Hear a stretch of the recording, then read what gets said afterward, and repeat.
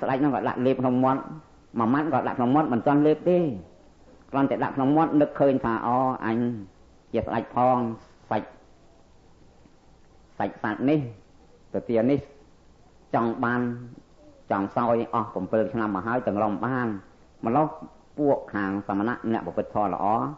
លោកចង់បានធ្វើម្ដេចបានបើលោកអ្នកប្រព្រឹត្តធម៌ល្អដូច្នោះគាត់អញជាស្ដេចប៉ុណ្ណឹងចង់ទាំងរំបាន7ឆ្នាំបើព្រះអង្គជាអ្នកមានសេចក្តីបណ្ដោះមានសេចក្តីប្រាថ្នាតិចលោកប្រព្រឹត្តធម៌ល្អចង់យ៉ាងណាក៏ងាយបានដែរដាក់ក្នុងមាត់មួយម៉ាត់ប៉ុណ្ណឹងអត់ហ៊ានលើកនេះខ្ជាក់ចោលវិញជាចោលវិញដោយនឹកប្រសងឯនោះលោកធ្វើធម៌ល្អធ្វើម្ដេចនឹងបានបរោះដែលអង្គុយមុខថាបបិទ្ធបរិជាអត់ចម្រើនទូលបង្គំមិនមែនសម្លាប់ទេទូលបង្គំទិញគេស្លាប់សត្វនឹងស្លាប់មែនទេព្រះអង្គសូមទ្រង់សោយថាខ្ញុំជឿអ្នកហើយដែលខ្ញុំលើកមិនរួចដោយខ្ញុំនឹកដល់ប្រសងឯនោះប្រសងសាវករបស់ព្រះខ្លាំងណាស់លោកមិនងាយចង់បានរបស់ណាឲ្យបានរបស់លោកភ្លាមទេខ្ញុំជាស្ដេច7ឆ្នាំទៅបានឥឡូវនេះខ្ញុំសោយមិនកើតទេយករបស់នោះទៅប្រគេនប្រសងឯនោះនឹងរឿងនេះដែលលោកអាចារ្យសួរនេះជាសំខាន់មួយរបស់ព្រះហស្ថយើងដែលលោកជាស្ដេចផងលោករកអ្នកដែលស្អាតទៀត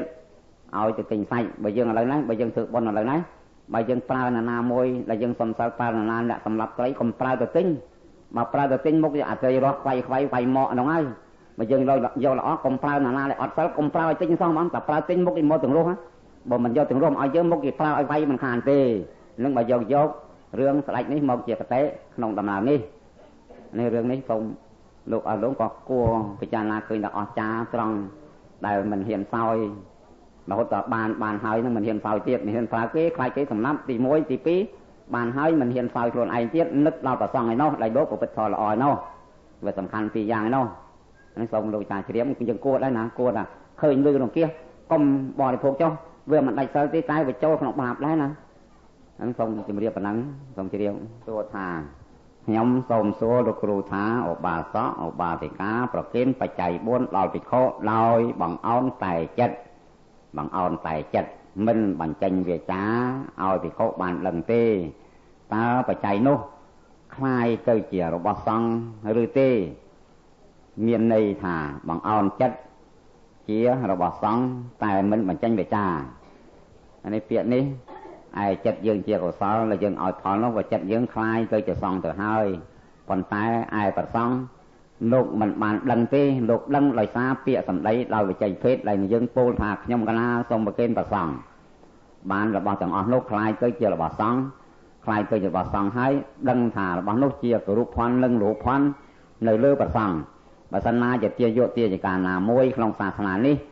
មិនពោលវាចាទេមកប្រគេនដោយគិតតែក្នុងចិត្តថាចំពោះសង្ឃហើយប្រគេនស្ងៀមរបស់ពាក្យថារបស់សង្ឃគរុភ័ណ្ឌក្នុងសាសនានេះអត់មានទេមានមកពីយើងថាទាំងអស់គ្នាមកពីយើងថាទាំងអស់គ្នាបើយើងមិនថាប្រសង្ឃនេះស្ងៀមផ្លូវចិត្តទាំងអស់តែគ្នាដូច្នោះក្នុងសាសនាគ្មានរបស់គរុភ័ណ្ឌរូបភ័ណ្ឌទេនឹងខ្ញុំសូមបញ្ជាក់ប៉ុណ្ណឹងរបស់ណាដែលប្រគេនដោយវាចាទើបឡើងទៅជារបស់សង្ឃបើមិនប្រគេនដោយវាចាទេមានតែមួយទេមិនបាច់ប្រគេនក៏ទៅជារបស់សង្ឃដែរដូចជាដីវត្តមានឧបាសកឧបាសិកាណាមួយទៅធ្វើផ្ទះក្នុងវត្តនោះបើធ្វើ2ល្វែងទៅសង់1ល្វែងមិនអោយក៏ទៅតែបានដែរអានេះនឹងឡើងដោយមិនបាច់ប្រគេនហើយអានឹងមានតែធ្វើផ្ទះនៅក្នុងវត្តអានឹងសូមជ្រាបតែប៉ុណ្ណឹងរបស់នឹងមិនបាច់ប្រគេនទេ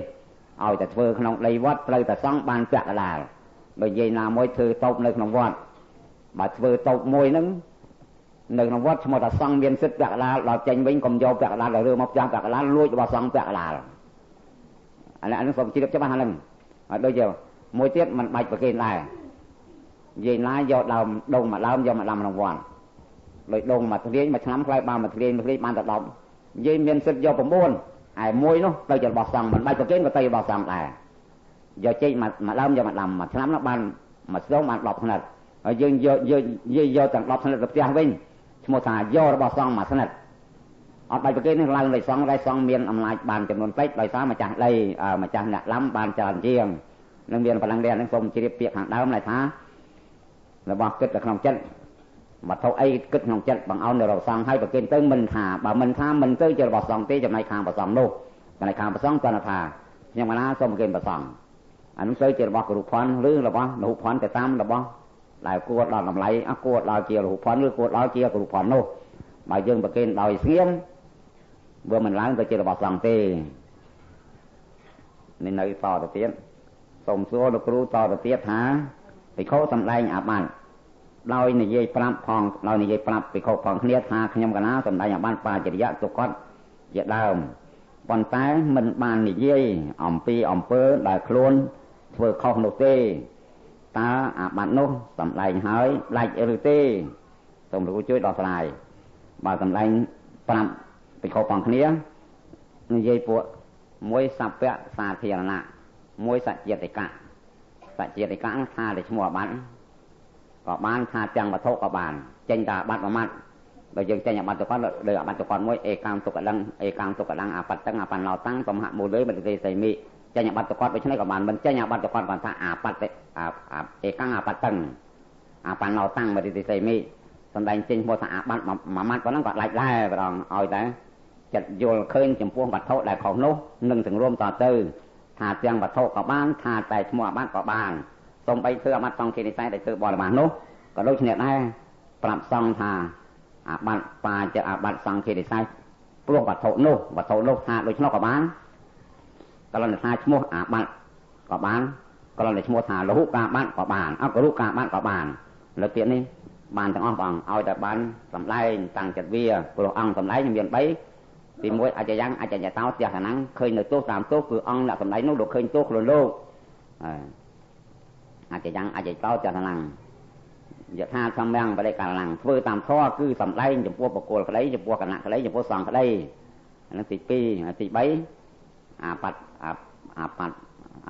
សង្ឃរាំងអាបច្ចចលੰសង្រួមតាំងចិត្តសង្រួមតទៅអង្គ3នេះឡាច់ឲ្យព្រះអង្គប៉ុន្តែต้องពាក្យថាបញ្ចេញឈ្មោះនោះបញ្ចេញឈ្មោះវត្ថុក៏បានបញ្ចេញឈ្មោះតែឈ្មោះអាបត្តិក៏បាននឹងប៉ុណ្ណឹងទេបងហើយនៅបញ្ហាមួយទៀតនៅមកទៀតនាងខ្ញុំមានបំណងចង់សួរលោកគ្រូថាយើងជាអ្នកកាន់សិល5សិល8ហើយទិញអីវ៉ាន់ដែលចោលលួចយកមកលក់ថោកតើយើងមានទោសយ៉ាងណាដែរសូមលោកគ្រូបញ្យល់ឲ្យបានក្បោះក្បាយផងព្រោះនាងខ្ញុំធ្លាប់ឃើញគេទិញរបស់ដែលសំសិលរបស់ដែលចោលលួចហើយគេសំសិលច្រើនគ្នាណាស់មកហើយសំសិល8មានទិញឯការទិញនេះគេចោទរឿងសាសនានិយាយអំពីការលួចដោយខ្លួនឯងក្តីប្រើគេឲ្យលួចក្តីឯយើងទិញគេនោះយើងមានលួចអីយើងទិញគេទេប៉ុន្តែបើសិនណាជាម្ចាស់របស់គេឃើញគេចោទអានេះយើងក៏ទៅឲ្យគេប៉ុណ្ណឹងបើយើងមិនឲ្យក៏មិនកើតដែរផ្លូវលោកបច្ចុប្បន្នតែឯសិក្ខាបទរបស់យើងមិនដាច់ទេព្រោះយើងមិនមែនលួចគេណាយើងទិញប៉ុន្តែទិញរបស់ចោលទៅជាប់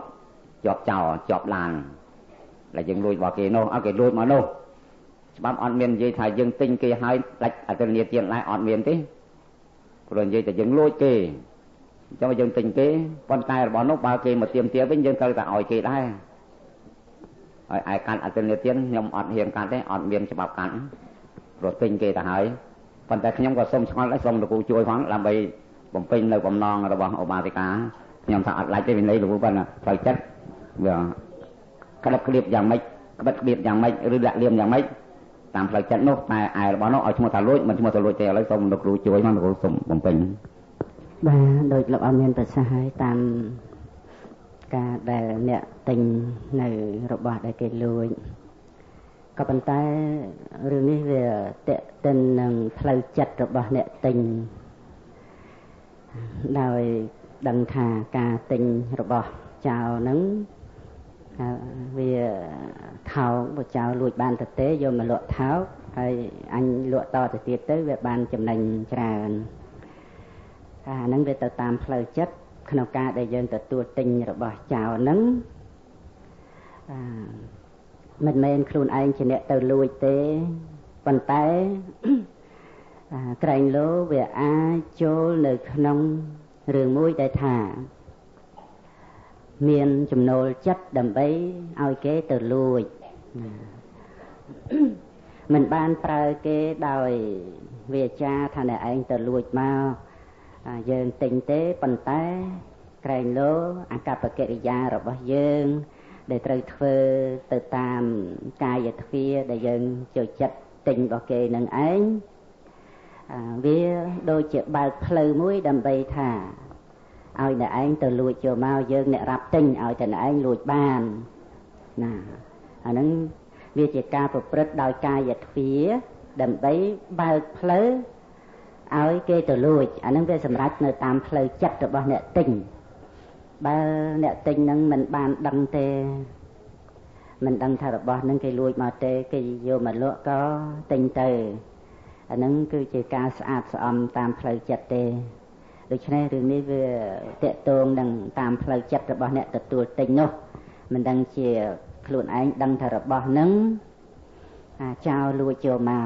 ត្រង់កន្លែងនេះខ្ញុំវិនិច្ឆ័យបន្តិចទៅចុះបើសិនជាបានដឹងដោយខ្លួនឯងថារបស់នេះគឺពិតជាអ្នកនឹងលួចគេយកមកហើយកុំទិញតែហ្មងទៅអាហ្នឹងបើសិនជាបានដឹងបើមិនបានដឹងទេអាហ្នឹងតាមការប្រកបមុខរបរទៅចុះប៉ុន្តែបើដឹងតែច្បាស់ជាវាលួចគេយកមកលក់ឲ្យអញហើយម៉ូតូក៏ដោយកង់ក៏ដោយចង្គៀងឡានក៏ដោយស្អីក៏ដោយដឹងថាហ្នឹងគឺចោលហ្មងទៅតែងតែលួចគេយកមកលក់ឲ្យអញបើដឹងហើយគឺសម្រាប់ចិត្តតែកុំទិញពីអ្នកហ្នឹងហ្មងទៅអានេះគឺជាការដែលខ្ញុំគិតឃើញដើម្បីថាជាការមួយដែលយើងប្រកបមុខរបរកុំឲ្យវាតាក់ទងនឹងរឿងខុបខិតនឹងចោលកុំឲ្យវាមានគំនិតខុបខិតពីព្រោះយើងដឹងថាចោលលួចទៅហើយបើយើងនៅតែចេះតែទិញមកទៀតដូចជាប្រាប់ថាឲ្យឯងទៅលួចទៀតមកដើម្បីអញទិញឯងអាហ្នឹងអញ្ចឹងពីព្រោះរឿងចោលលួចរបស់កពិកកប៉ុកហ្នឹងអាងតែថាយកទៅលក់ឲ្យគេទិញនឹងឯងបានវាចិត្តតែមានគំនិតគិតទៅពីរឿងលួចរបស់ទាំងអស់ហ្នឹងមិនមែនខ្លួនឯងយកទៅប្រើប្រាស់កើតទេវាមានតែយកទៅលក់បានលុយថោកក៏ដោយអីក៏ដោយមុំតែរបស់ហ្នឹងថ្លៃ200លក់តែ50ក៏លក់ដែរព្រោះរបស់ហ្នឹងវាបានទៅទេអាហ្នឹងគឺវានៅលើអ្នកទទួលទិញហ្នឹងចឹងបើសិនជាដឹងថាចោលពិតប្រកបលួចរបស់ហ្នឹងមកកុំទិញអីណាទេណាហ្នឹងចឹងនេះគ្រាន់តែខ្ញុំគិតឃើញប៉ុណ្ណឹងសូមលោកអ៊ំជួយបញ្ជាក់ថែមទៀតអាហ្នឹងពាក្យហ្នឹងគួរឲ្យលោកគ្រូមានយោបល់ឡើងជំរាបចែកជូនអស់លោកសប្បុរសព្រោះយើងធ្លាប់ដឹងហើយកន្លែងលោផ្លូវចិត្តយើងដោយលោកគ្រូមានប្រសាសន៍បើកន្លែងលោផ្លូវចិត្តយើងអានេះវាធូរណាស់ធ្វើម៉េចឲ្យតែបានមកអានឹងវាចូលទោសទៅទាំងអស់ទៅគ្នាហើយតែគេចាប់បានចោលមកស្លាវរោពីណាឡាទិញមកពីណាឡាឲ្យឃើញរបស់គេស្លាវរោដាក់ម្ចាស់ចោលនឹងគួរតែយើងប្រពន្ធអយើងវាចាក់ចុះបើធ្វើមិនដឹងបើមិនដឹងនឹងធ្វើមិនដេចវាមិនដឹងនោះបើមិនដឹងទៅចុះបើបានដឹងហើយដោយលោកគ្រូលើកឡើងនឹងយើងខំតស៊ូកុំទៀមទាយកចំណេញទិញថោកលក់ថ្លៃដោយសាររបស់ចោលនឹងក៏សូមអនុវត្តទៅតាមលោកគ្រូដែលបានលើកឡើងបញ្យល់ដូច្នោះនៅម៉ោងវេលាដល់ហើយលោកគ្រូខ្ញុំនឹកចង់ជំរាបសួរលោកអ៊ំបញ្ហាក្រោយថ្ងៃនេះបានសំណេះសំណាលជាមួយលោកអ៊ំឬក៏លោកគ្រូបងក៏ជួយគិតផងដែរគឺចំពោះព្រះសម្មាសម្ពុទ្ធដែលព្រះអង្គមានការសម្រេចនៅកិច្ចសំខាន់ក្នុងថ្ងៃ15កើតដូចជាក្នុងថ្ងៃនេះក៏15កើតដែរយើងបានសិក្សាពុទ្ធប្រវត្តិមកដូចជាកាលដែលព្រះអង្គទ្រង់បដិសន្ធិហ្នឹងក៏15កើតខែអាសាឍហើយដល់ទៅប្រសូតក៏15កើតខែពិសាហើយក្នុងរវាងនឹងតាំងពីប្រសូតរហូតអភិសេកអីអាហ្នឹងមិនដឹងជាថ្ងៃអីណាខ្លះទេប៉ុន្តែដល់ឮថាព្រះអង្គមានបច្ចុប្បន្ន29ទ្រង់ចេញសាងប្រភ្នោះហ្នឹង15កើតខែអាសាឍដែរ15កើតទៀតហើយដល់ទៅពេលព្រះអង្គបានត្រាស់15កើតទៀតខែពិសាហើយដល់ទៅព្រះអង្គសម្ដែងបឋមចក្រកបវត្តនសូត្រដែលជាបឋមទេសនាហ្នឹង15កើតទៀតខែអាសាឍហើយព្រះសង្ឃក៏ចាប់ផ្ដើមមានក្នុងថ្ងៃហ្នឹងហើយមានការសម្ដែងអវាទបតិមោក្ខបាទអវាទបតិមោក្ខមានចតុរង្គសេនាបន្តអំពីព្រះអង្គត្រាស់បាន9ខែគឺ15កើតខែមីអាហ្នឹង15កើតទៀតហ្នឹងហើយសម្ដែងយមកៈបរិហាក៏សំខាន់ដែរ15កើតដែរនឹង15កើតហើយសូម្បីតែព្រះអង្គកំណត់កាលថានៅ4ខែទៀតតថាគតនឹង សំដែងជាអង្គបរិហានៅក្នុងថ្ងៃព្រះអង្គដាក់កំណត់ហ្នឹងក៏15កើតទៀតហ្នឹងហើយតទៅព្រះអង្គចុះអំពីឋានតាវតឹងសំដែងអភិធម្មមកស្រុកមនុស្សវិញ15កើតខែអាសត់15កើតទៀតរហូតទៅមានស្អីទៀតមុននឹងដាក់បច្ចុប្បន្នមេយុសង្ខារមានរហូតទៅដល់ដាក់បច្ចុប្បន្នមេយុសង្ខារ15កើតទៀតបរិនិព្វាន15កើតទៀតជា15កើតនឹងថ្ងៃនឹងជាថ្ងៃពិសេសអីយ៉ាងម៉េចតកតងនឹងការកសាងព្រះអង្គយ៉ាងម៉េចទៅបានជាថ្ងៃ15កើតនឹងត្រូវគ្នានឹងថ្ងៃអ្នកខត្តរឹកច្រើនបែបច្រើនយ៉ាងក្រៃលោកល្អបានស្រាវជ្រាវអីក្នុងថ្ងៃពិសេសហ្នឹងទៅបាទសូមចេញតិចទៅអត់ដែលបានលើកផងមិនដែលបានប្រទះផងគាត់ដល់លោកគ្រូលើកយ៉ាងលើកឡើងដូច្នោះក៏ឃើញតែជាអស្ចារ្យរបស់មនុស្សទៅដោយតាមច្បាប់ក៏មិនដែលឃើញដែរហើយលោកគ្រូបានជាមិនដែលឃើញដែរលោកអញ្ចឹងបាទព្រោះរឿងហ្នឹងក៏ឃើញថាប៉ុន្តែយើងមើលនាបច្ចុប្បន្នសប្តាហ៍នេះឃើញតែថ្ងៃល្អដែលមើលទៅពលឺល្អពេលថ្ងៃក៏ភ្លឺពេលយប់ក៏ភ្លឺគឺថ្ងៃពេញបូណមីថ្ងៃ15កើតថ្ងៃ15កើតខែពេញវងល្អងារអីក៏ពេញអីក៏ពេញបើសំពេញអ្នកដែលពេញដឹកនាំមនុស្សឲ្យចេញចាកពីកន្លែងវាលវត្តកសង្សារមកថ្ងៃពេញទាំងអស់ថ្ងៃល្អទាំងអស់នេះបើនិយាយទៅគាត់សំហេតុទៅតាមសភាពរបស់ពុទ្ធទេខ្ញុំក៏បានក៏អត់បានឃើញច្បាប់ប្រកបនេះតែនិយាយនាទីទៅតាមមនុស្សលោកនេះណាឃើញថាអស្ចារ្យណាស់ខែថ្ងៃនេះលិចទៅក៏ភ្លឺជាប់ឡើងក៏ស្អាតទាំងយប់ទាំងថ្ងៃដោយពន្លឺត្រជាក់យប់ពេញល្អ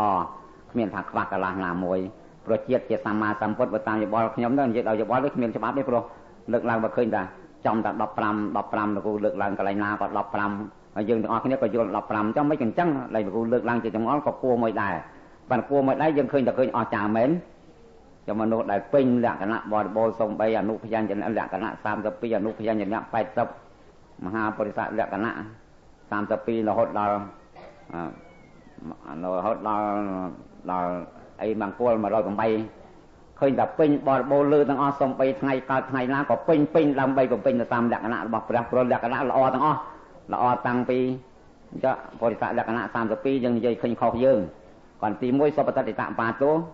ស្នាមប្របាទស្មើធេងគ្មានកហុងកលាលដូចយើងខ្លះកហុងកលាលខ្លះធ្ងន់មុខខ្លះធ្ងន់ក្រោយព្រះស្មើធេងសុបតតិតាហើយទី1ហើយឲ្យថាបាតទលេសុចកានិជាតិតានិសហសារានិសនិមេកានិសនិពិកានិសព្វាកាលៈបពរានិនោះក៏ស្នាមប្របាទនឹងមានកងចាក់ប្រកបដោយកម្មពន្ធហើយមានគ្រឿងដែលអនុភយញ្ញៈនៅតាមប្រឡោះក្នុងទៀតម្ល៉េះហើយខ្ញុំនិយាយលើកប៉ុណ្ណេះដើម្បីឃើញថាពេញទាំងអស់សំបីលក្ខណៈកាយរបស់ព្រះក៏ពិសេសអស្ចារ្យមហាបរិស័ទលក្ខណៈ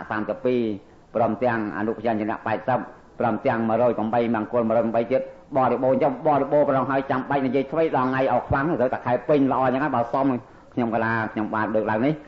ជូនជំរាបសូមលោកគ្រូជ្រាបខ្ញុំនេះយោបល់ដើម្បីឲ្យពេញទាំងអស់ទៅព្រោះលក្ខណៈអីក៏មិនខ្វះដែរយកសពថ្ងៃក៏មកខ្វះឲ្យពេញដូចគ្នាទៅល្អព្រោះអ្នកដែលឆ្លងកាត់សង្សារវដ្តដោយព្រះអង្គឯងផងដឹកនាំសត្វលោកមនុស្សទេវតាផងតើទៅពេញទាំងអស់អញ្ចឹងបានអស្ចារ្យទៅសមស្របទៅតាមលក្ខណៈនោះផងសូមលោកគ្រូជ្រាបខ្ញុំមានយោបល់ដូចនេះលោកគ្រូមានអីតិចទេបាទរឿងបញ្ហាដែលលោកគ្រូជាម្ចាស់លើកមកនេះមិនបានឃើញនៅក្នុងគម្ពីរដីកាឯណាឬក៏ឱវាទរបស់ព្រះអង្គបញ្ជាក់ដោយកំណត់ថ្ងៃ15កើតដោយសារហេតុនេះដោយសារហេតុនោះក៏មិនមានដែរក៏ប៉ុន្តែក៏យើងគួរពិចារណាការកំណត់ថ្ងៃ15កើតនឹងដែរចំពោះយើងជាអ្នកសិក្សានៅឱវាទរបស់ព្រះអង្គពីព្រោះឃើញថាការដែលព្រះច័ន្ទពេញបរមីបរិបូរណ៍នោះអាស្រ័យដោយការសន្សំពន្លឺបន្តិចម្ដងពី1កើតទៅ2កើតពី2កើតទៅ3កើតរហូតដល់ទីបំផុតគឺ15កើតពេញបរិបូរណ៍យ៉ាងណាហាក់ដូចជាព្រះអង្គនឹងឯងបង្ហាញនៅការសន្សំហេតុបច្ច័យនៃបញ្ញាថ្នាក់លោកុត្តរៈរបស់ពុទ្ធបរិស័ទទាំងឡាយក៏យ៉ាងនោះដែរក្នុងអត្តភាពនីមួយការសន្សំនៅបញ្ញាបន្តិចម្ដង បន្តិចម្ដងជាបារមីជាអភិនិហារបស់ព្រះគុណម្ចាស់លោកតាលោកយាយបងប្អូនប្រុសស្រីទាំងអស់ក៏យ៉ាងនោះដែរបន្តិចម្ដងគង់នឹងពេញដូចជាព្រះច័ន្ទពី1កើតទៅ2កើតរហូតទៅដល់15កើតដូច្នោះបាទយ៉ាងណាអភិនិហាបារមីរបស់យើងក៏ដូច្នោះឲ្យតែមានសន្តាននិងសេចក្តីប្រាថ្នាថាដើម្បីទៅកាន់ត្រើយទោះជាកុសលថ្នាក់បន្តិចបន្តួចក៏ដោយដូចជាថ្នាក់ទានក៏ដោយឬក៏ថ្នាក់សិលក៏ដោយក៏ជាចំណែកសន្សំកពូនដើម្បីជាបារមីទៅកាន់ត្រើយគឺព្រះនិព្វានបានសេចក្តីថាប្រកបជានឹងបានសម្រេចមគ្គផលជាមិនខានឲ្យតែមានឆន្ទៈបោះពួយទៅកាន់ត្រើយកុសលណាក៏ដូចជាកុសលណាដូចជាព្រះអង្គទ្រង់សម្ដែងអំពីទានអញ្ចឹងបាទទានមួយដែលថាដើម្បីទៅកាន់ត្រើយគឺទានញ៉ាំងទានឲ្យកើតឡើងជាគ្រឿងប្រដាប់នៃចិត្តនឹងទាននឹងគឺជាទានទៅកាន់ត្រើយហើយហើយចំពោះទានដតីទៀតដូចជាចង់បានសម្បត្តិល្អចង់បានទេវតាទីនេះចាប់ទៅដោយអំណាចនៃតណ្ហាដូច្នេះខ្ញុំប្រកាសណាខ្ញុំបាទជូនដល់លោកគ្រូដោយយោបល់ប៉ុណ្ណឹងថាហាក់ដូចជាព្រះអង្គបង្ហាញការសន្សំនៅបារមីរបស់ព្រះគុណម្ចាស់បន្តិចម្ដងទាំងលោកតាលោកយាយបងប្អូនប្រុសស្រីថាប្រកាសនឹងពេញនឹងបានសម្រេចមគ្គផលជានិច្ចឲ្យទៅតាំងឆន្ទៈដើម្បីទៅកាន់ត្រើយបាទសូមជូនលោកគ្រូវិញបាទគណៈទានបើតាមសរុបការឃើញដ៏ល្អរបស់លោកអ៊ំហើយនឹងលោកគ្រូបងទៅគឺចង់បញ្ជាក់សេចក្តីថាសូមឲ្យញាតិញោមបងប្អូនស្រីប្រុសទាំងអស់ហ្នឹងធ្វើជាមនុស្សខាងខ្នើតកុំធ្វើជាមនុស្សរណូចគឺចាប់ផ្ដើមមិនបានអីថាពីកើត3កើតចឹងទៅដោយសេចក្តីព្យាយាមបើក្នុងជាតិនេះមិនទាន់ពេញទេក៏អាចយើងបំពេញ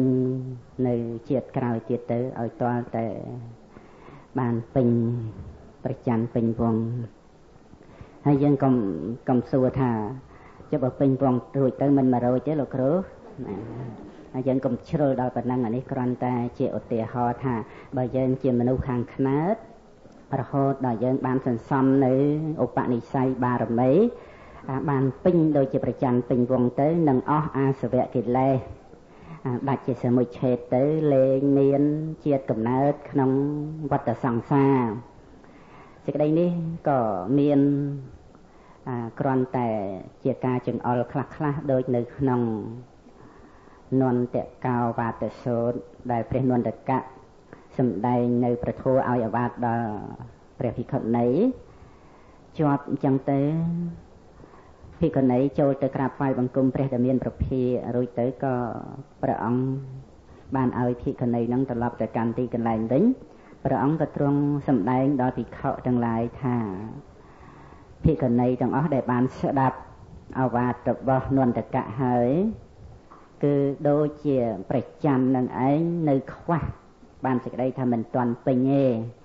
គឺមិនទាន់បានសម្រេចនៅគុណធម៌ហ្នឹងឲ្យបានពេញបរិបូរណ៍គ្រប់គ្រាន់ទៅតាមភាពនៃសេចក្តីត្រេះរិះបំណងឲ្យបានសម្រេចជាលោកតរៈនោះអញ្ចឹងព្រះអង្គក៏មានព្រះពុទ្ធដីកាឲ្យព្រះនន្តកៈហ្នឹងទូលមានភិក្ខុនីឲ្យឱវាទសម្ដែងព្រះធម៌បន្តទៅនៅថ្ងៃស្អែកឡើងទៀតព្រះនន្តកៈក៏សម្ដែងនន្តកោវាទសូត្រនឹងឯងដដែលរួចទៅ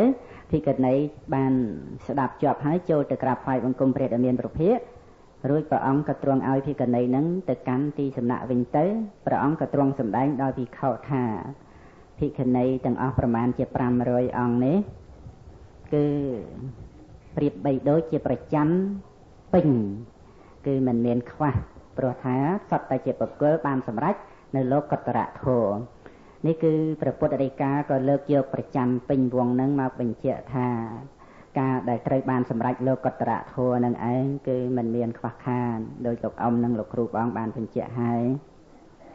ម្យ៉ាងទៀតមាននៅក្នុងព្រះអត្ថកថានោះក៏សម្ដែងតេតួងនឹងព្រះច័ន្ទដែរគឺព្រះសម្មាសម្ពុទ្ធប្រៀបដូចជាព្រះច័ន្ទនៅក្នុងវេលារាត្រីក្នុងសរទសម័យមេឃស្រឡះភ្លឺច្បាស់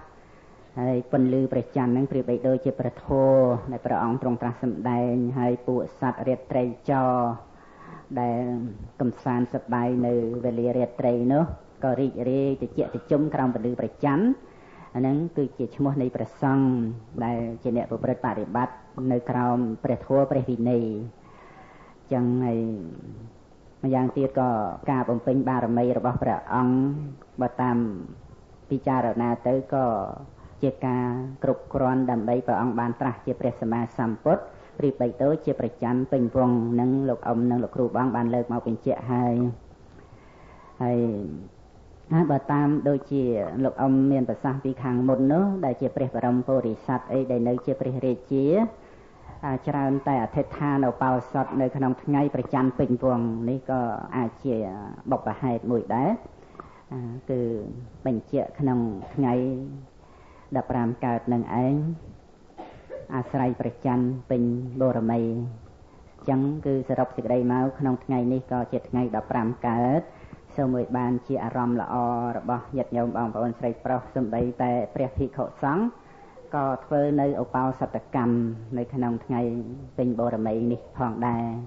គឺមិនមែនថ្ងៃហ្នឹងវាជាថ្ងៃល្អថ្ងៃឲ្យសេរីសួស្តីអីដល់អ្នកដែលមិនប្រព្រឹត្តបរិបត្តិនៅសច្ចរិតធម៌កុសលធម៌ទេប៉ុន្តែគ្រាន់តែជានិមិត្តមួយសម្រាប់ឲ្យយើងកសាងខ្លួននឹងឯងឲ្យបានល្អគឺថាទោះជាយឺតយូរអីក៏ដោយឲ្យតែជាបុគ្គលផ្នែកខាងសុខបៈគឺបៈខាងខ្នើតកុំឲ្យជាបុគ្គលកាលបៈបៈខាងរណូចបៈខ្មៅកាលៈប្រែតែខ្មៅសុខៈប្រែតែសអញ្ចឹងសូមញាតិញោមបងប្អូនស្រីប្រុសទាំងអស់អធិដ្ឋានបដិញ្ញាខ្លួនឯងឲ្យជាបុគ្គលសុខៈបៈគឺជាបុគ្គលខាងខ្នើតគឺថាបានភ្លឺបន្តិចម្ដងរហូតបានពេញដូរជាប្រច័ណ្ឌពេញបូរមីរួចផុតចាក់ទុកតរៀងទៅហើយឥឡូវនេះបញ្ហាកលឹកទី1ខ្ញុំបានឈ្មោះសុំសួរ